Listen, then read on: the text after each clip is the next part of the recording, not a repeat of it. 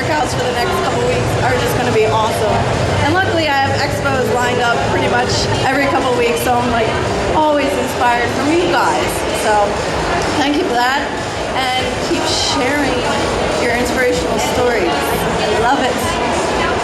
But I was gonna like open it up to like if we had some little questions here. Does anyone have a question? Pretty much we're gonna ask one question. Oh, maybe a couple. Then she's gonna ramble for 15 minutes. I do ramble. So make it a really good question. Am I sick? No, you're saying. Only I Legs can hurt. say. Can you see me? Hands up if you have a question. I saw you first.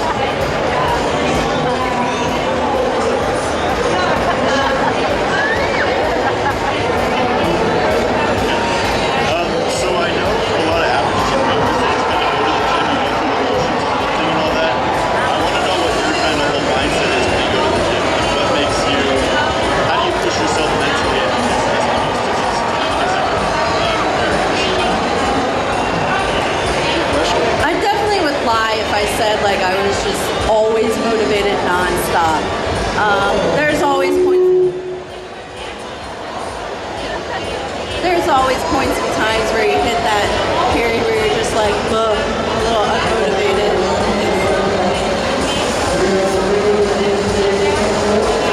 We gotta back up. But my main motivation comes from like events like this. I mean, I always want to look the part.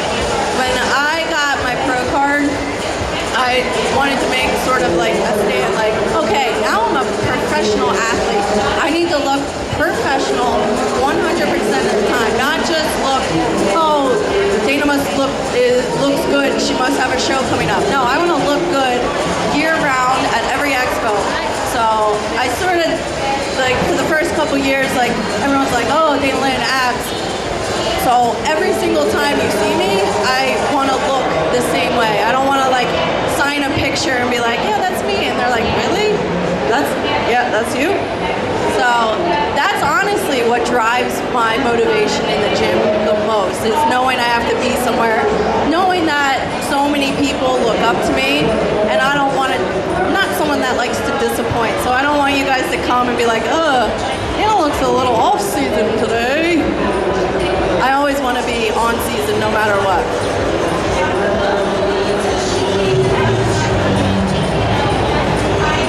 Any other? She got it.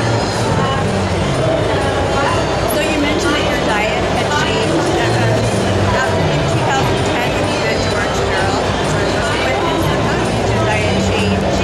What requires that? So the biggest thing, if anyone knows George, he is known as the carb guy. And not that I didn't ingest carbs, but I was always like, white rice, oh, it's the devil. Like, white rice makes you fat. No. So that was really the biggest change, was like adding more carbs. So I went from like only eating like brown rice and sweet potatoes to white rice all day long.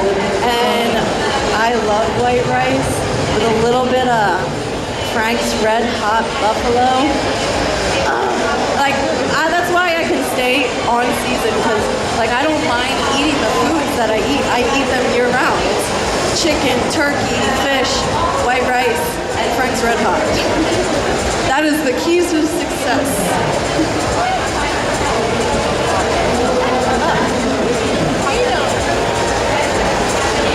So a lot of people look up to you for inspiration and motivation, but who do you look up to? Oh, God damn it, I hate this question.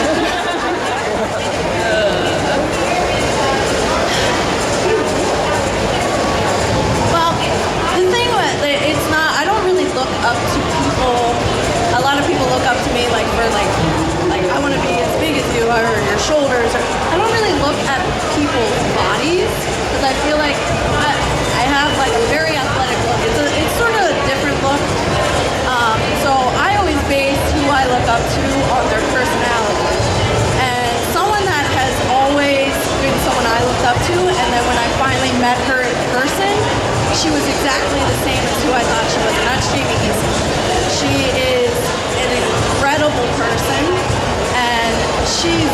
she's top of the top, and when you meet her, she is the sweetest, most down-to-earth girl.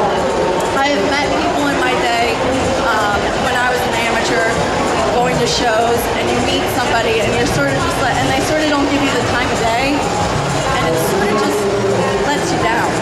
And I've been let down by people before that I looked up to, and I would never say their names because I would destroy them. But there are people that I have met along my way that kind of gave me the cold shoulder. Like, I wasn't really like, oh, you should be privileged to be talking to me right now. And to feel like that, what? What voice was that? Darth Vader. She had a very deep voice. No, she didn't have a deep voice, but I completely got like a cold shoulder from her. It was just sort of like, she ignored me basically. She was too busy for me. And I know like sometimes when I walk around here, I feel so freaking bad. Like trying to get from MHP to like over here. If I ever say like, I'm sorry, like I have to be somewhere, know that I mean that. Like if I stop for one picture, I have to stop for like 100. And it makes me, one time, I don't even remember. So, a short story. I'm at Olympia. I win. And we were at the night show for the guys. And afterwards, like, the crowd starts like, they're like pushing us out the door. So I have to get out the door. And people are stopping me and they're like pulling at my shirt, like ripping out my shirt. I like start freaking out because I lost him. And so I'm like, okay, I just need to find Rob. So this one girl like tugged on my shirt. She's like, can I have your picture? I'm like, can you just like, I just was like getting overwhelmed, very like, I get like a little freaked out when there's like mass crowds. So I was having anxiety. I was like, just wait until I find Rob and then we can take pictures. So I finally got like someone pointed out. So I walk over. So I go back to her. I'm like, okay, I'm good now. Like I found him. She's like, no, I'm okay. And that like completely like devastated me. And this is like, I was like crying, like I'm almost starting to tear down now. So we're driving home from Dana winning Olympia. She's crying in the car.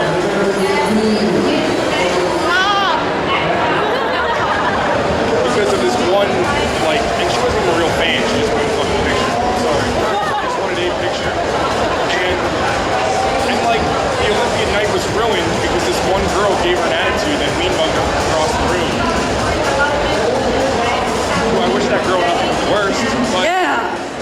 like, she cares so much about everything. And that's why, going back to Jamie Easton, like when I met her, she was just the nicest girl ever. And so if you ever get the privilege of meeting her, she's really just a wonderful person. And she really cares about her fans. And that's like the people I look up to, or the people that are very loyal to where they came from. She's a very humble person. So I take all my experiences from meeting people, and I'm actually glad I met some of the people and they ignored me, because I took that and I was like, I don't want to ever make anyone feel like that. Like I don't ever want someone to think like I ignored them. So that's why like that like wrecked me, because I was like, oh my god, like I felt really bad. It ruined my night. But always, no matter what happens, always know that you came from, like, I wasn't born like an Olympian. We all started from somewhere. And just because I have some IFBB after my name, which actually I don't even put that after my name anywhere, but even if you do anything, whatever you do, and you excel at it and you become famous, just know your roots, know where you came from, because we all started at some point. And just because I get up on stage and I do well and I'm an IFBB pro, blah, blah, blah, blah, blah, doesn't make me any different from any single one of you. And if anything happens in your life or that happens and you do well and you become a pro, whether it's pro fitness or figure or whatever athlete, like whatever other sport, just know where you came from and always stay true.